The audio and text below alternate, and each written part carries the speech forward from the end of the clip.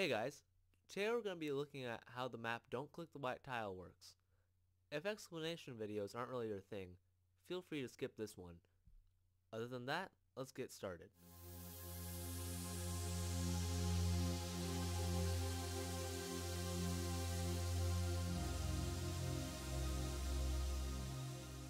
Let's start off where the players spawn into the world. Since the world spawn is in the middle of this black square, the player will spawn somewhere around here. All these tripwires will be activated, and this redstone line will trigger these command blocks.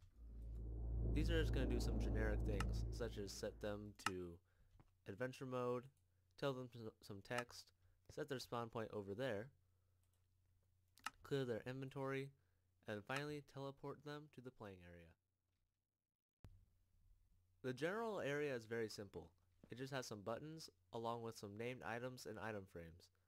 This is so you can get the effect of the floating text above the item while you're looking at it. Let's take a look at the start button. First of all, the player's going to get teleported to where they need to be looking this way. Next up, we're just going to have some reset things. This is going to set a Minecraft air to over here on one of these hopper clocks so it gets activated. Next up, we just have some general things like setting the player to adventure mode and clearing their inventory. Next up, we have a fill command, and this is going to fill in front of the player with hardened clay. This is for the beginning of the game where you're looking at a black blank screen. Over here, we next set the player's scoreboard of pre to 1. This stands for the pre-game. Next up, we're going to do the counting down sequence.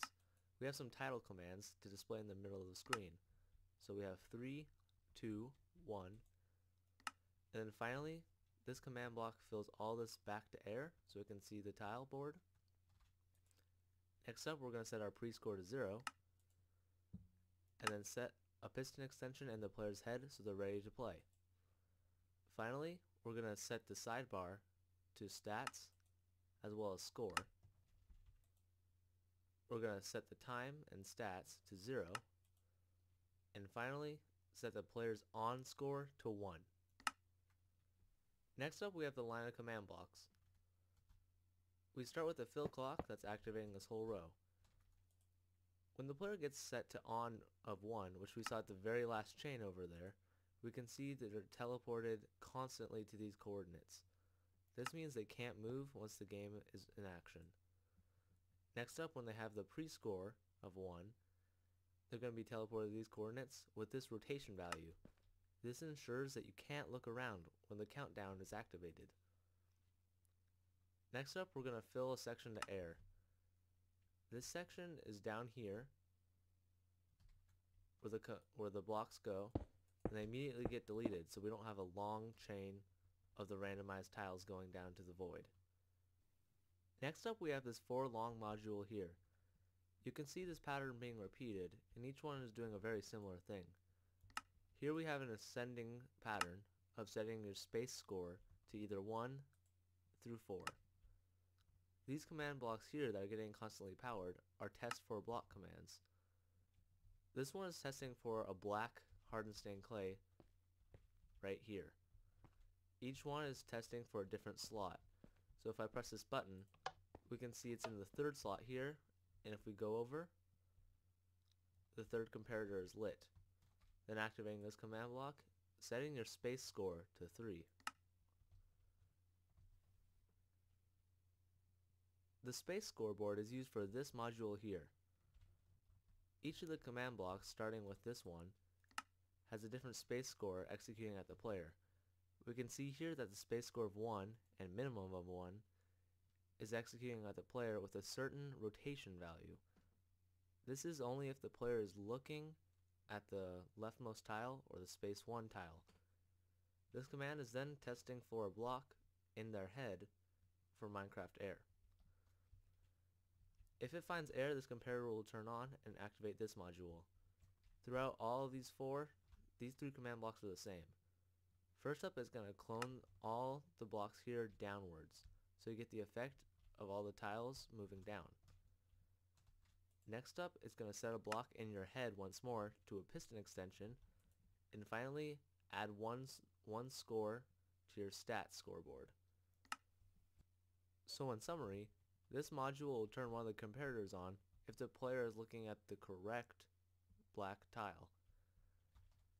This command block over here is similar, however it has no rotation values. So this command block will light up no matter if you hit the correct black tile or just anywhere. It'll always activate if you right click with the piston extension in your head. After this command block turns on whenever you right click, it's going to go through this and go through the losing sequence. However, because this goes every time you right click, even if you're correct, we have a line down here that gets powered whenever you are correct. So when you're correct here, it'll send a signal downwards and through this, and if you're correct here, it'll send a signal down and so forth. This signal then powers this, which fills this section to air. So if this is sending out a signal, it gets cancelled by this getting filled to air. A couple ticks later, it then clones this section right here back over so it's automatically reset. This means when you get a correct tile, it won't go through the losing sequence, but when you right click and do not get a right tile, then it'll go through the losing sequence normally. The first thing that's activated in the losing sequence is you get the You Lose title. Next up, it's going to set your on score to 0, so it's not constantly teleporting anymore, and you can move as you wish.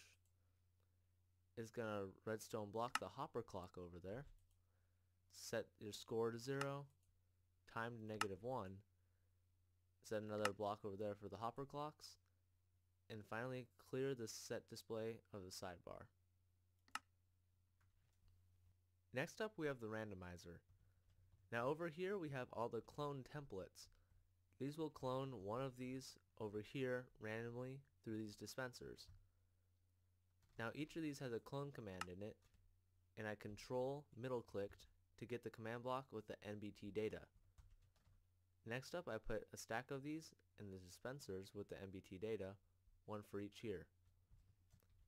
Commands here are cloning a specific one of these dispensers over here.